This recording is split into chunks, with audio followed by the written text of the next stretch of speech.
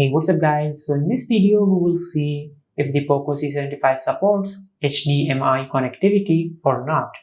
Now to check if the Poco C75 supports HDMI connectivity or not, just open the Play Store.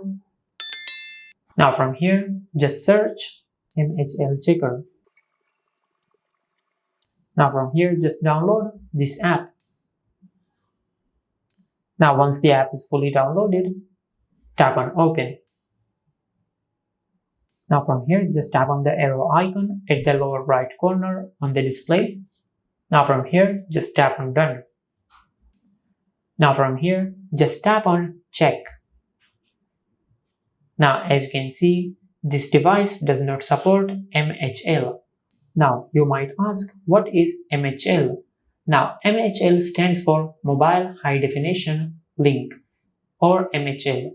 Now this is a standard interface which allows you to connect your mobile device to a TV. Now as you can see, this device does not support MHL. Now just go to your home screen. Now from here, just open the Settings app.